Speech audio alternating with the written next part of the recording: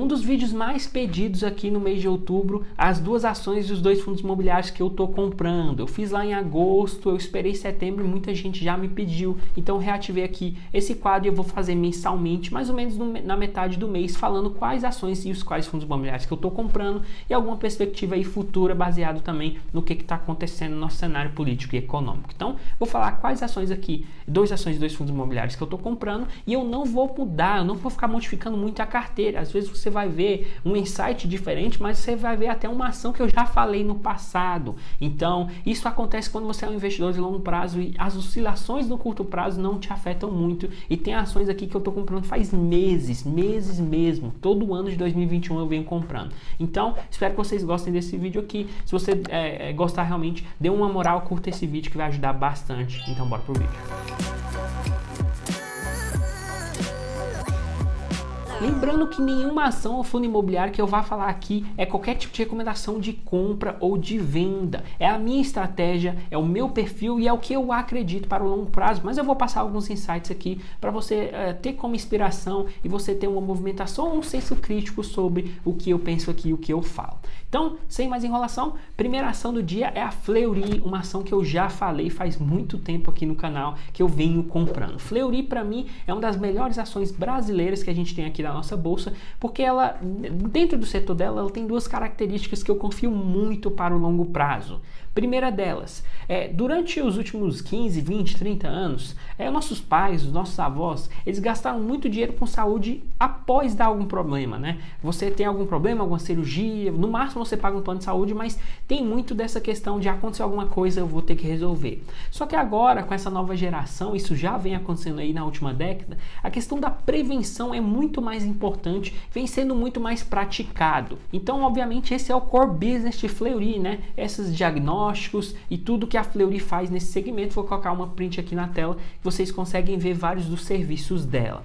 Então, além disso, a gente tem um cenário pandemia que acelerou muita coisa. Eu também acredito em outra característica fundamental aqui da Fleury, que é a telemedicina. Então, realmente, você tem um diagnóstico, você tem uma consulta ali de forma remota, isso vem crescendo muito para a Fleury. Vou colocar outra print na tela que vocês conseguem ver aqui a evolução do número de consultas médicas pela plataforma deles da Telemedicina Saúde ID. Você consegue ver ali que no segundo trimestre de 2020 eles cresceram bastante para o terceiro trimestre por causa da pandemia, né? 449% de aumento. Mas mesmo com a pandemia sendo mais integrada ao nosso dia a dia, né? Mais gente saindo, mesmo assim continuou subindo, deve continuar subindo no longo prazo porque virou realidade. Aumentos de 92%, outros de 92%, 21% mais em um cenário estável de 2021. Eu acredito muito nessa telemedicina aqui. Eu acho que Fleury é uma das principais empresas mais à frente de todo esse mercado. É uma empresa com muita geração de caixa, dívida completamente controlada, está se modernizando cada vez mais.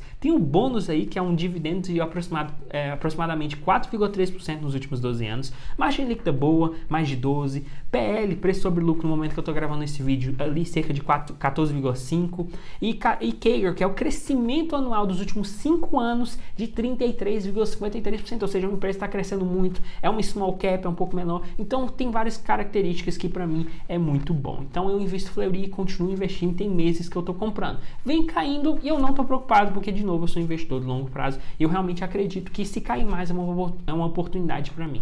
A segunda empresa do dia é a Engie, outra empresa aí que bastante gente fala sobre na bolsa. Então é uma das melhores empresas de energia elétrica da nossa bolsa e um dos melhores setores da nossa bolsa. Tem pelo menos 7 a 8 empresas bastante interessantes para você estudar e investir. Só que para mim uma das melhores é Engie. É uma das maiores, não tem o maior potencial de crescimento, não é um small cap, tem um valor de mercado bem grande, só que de qualquer jeito está expandindo porque tem mais geração de caixa e tem mais poder de expansão. Vou colocar uma print aqui na tela que vocês conseguem ver, por exemplo, um dos projetos na área de energia eólica que eles estão criando e realmente acredito que no longo prazo a energia eólica, principalmente aqui no Brasil, tem um potencial gigantesco, né? Essa construção que fica na Bahia com capacidade total instalada de 361 megawatts. Então, tem muito potencial aqui crescer. Eu acredito que isso aqui ainda é um grão perto do mercado de energia eólica que a gente vai ter aí nos próximos 20, 30 anos, obviamente dependendo da nossa política em termos de energia elétrica, em um momento muito crucial que a gente está tendo ali uma crise de energia.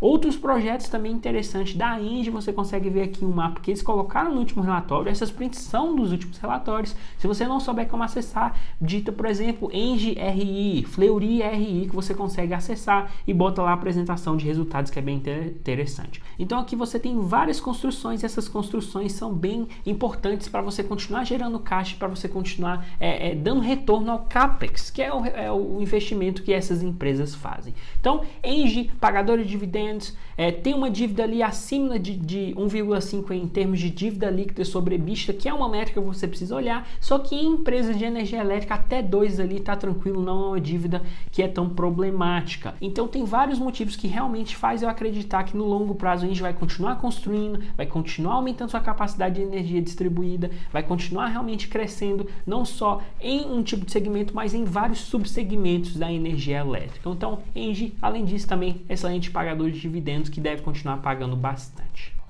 Indo para o mercado de fundos imobiliários, 2 fundos imobiliários que eu venho comprando nos últimos meses também, talvez não seja nenhuma novidade para muita gente, mas eu acredito muito nesses fundos imobiliários nos preços atuais por causa de gestão e consistência nos últimos anos. São eles REC-R11, um fundo de papel, e BTLG11, um fundo logístico.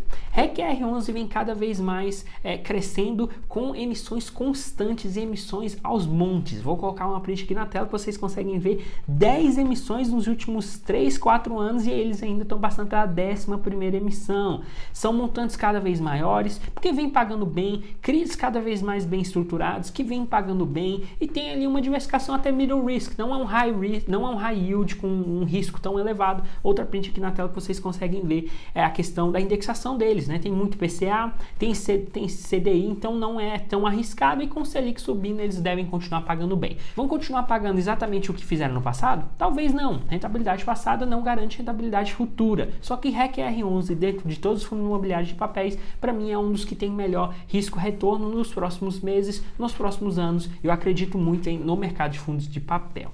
Além disso, ele vem pagando nos últimos 12 meses 14,46%, que é excelente, e realmente emissões que valorizam a base de cotistas. Eu gosto de fundos imobiliários que valorizam esses cotistas, que já valorizam quem assumiu o risco antes, quem já entrou antes, e vem fazendo essas emissões para crescer o fundo e para recompensar os cotistas e crescendo em termos de instrução 476. É isso que eles vêm fazendo, e o meu preço médio, como REC-R11 e como IRDM11 também, que é um outro fundo imobiliário que faz isso, mas está um pouco mais caro, com um ágio ali de 10, 15, 20%, dependendo do momento que você vai comprar, você assim consegue comprar, aumentar suas cotas e eles conseguem crescer como fundo imobiliário e diversificar e pulverizar essa carteira de CRIs. E sobre BTLG11, um fundo imobiliário que eu falo muito aqui, eu sempre boto a mesma print, mas eu acho bem importante fixar isso aqui para quem me segue. Então, uma print da tela que vocês conseguem ver a concentração da estratégia de BTLG em termos de São Paulo, nessa região de São Paulo, e abastecer São Paulo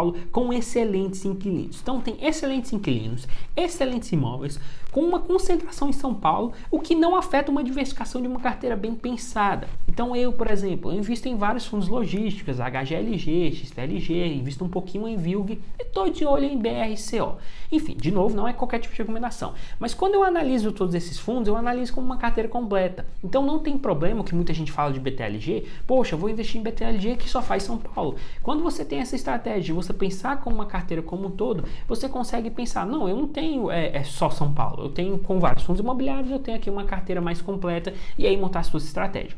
E BTLG, de acordo com essa reciclagem e de um novo fundo imobiliário que nasceu ali nos últimos anos, porque teve uma reciclagem do antigo TRXL11, então com essa revolução, com essa reciclagem, para mim se tornou um dos melhores fundos imobiliários da nossa bolsa. Não estou nem falando fundos imobiliários logísticos, então vem aumentando minha posição, uma posição bem estratégica. De novo, é a minha estratégia, mas eu acredito que nos preços atuais, nem olhando para dividendo, mas olhando para uma valorização a longo prazo E nessa questão do e-commerce, Magalu, lojas americanas, Mercado Livre, Amazon, precisando cada vez mais desses fundos imobiliários logísticos em São Paulo, eu acredito que seja uma excelente para comprar.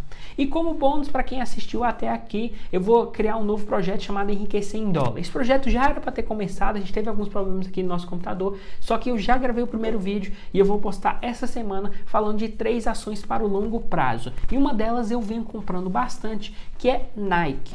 Então, se você investe no exterior, ou você está querendo investir no exterior, com certeza você já conhece Nike. Mas Nike, como investidor, é excelente. Você tem que realmente estudar até de longo prazo, que deve continuar acontecendo. Eu vou falar sobre isso, sobre Nike, nesse meu novo canal, que eu vou estrear essa semana. Eu vou falar também sobre isso no meu Instagram, @henriquedutra. Então, eu vou compartilhar muito conteúdo bem bacana sobre investimentos internacionais, nesse Enriquecer em Dólar. Vou ficar aqui com ações de fundos imobiliários e lá sobre estoques, né, as ações americanas, e os REITs, que são os fundos imobiliários americanos. Só que eu venho comprando Nike, eu venho adicionando carteira até ter uma posição que eu julgo ser satisfatória no meu rebalanceamento da minha carteira. Então, se você nunca investiu, dá uma olhada ali em Nike, que é bem interessante. Espero que vocês tenham gostado de novo. Um grande abraço e até a próxima.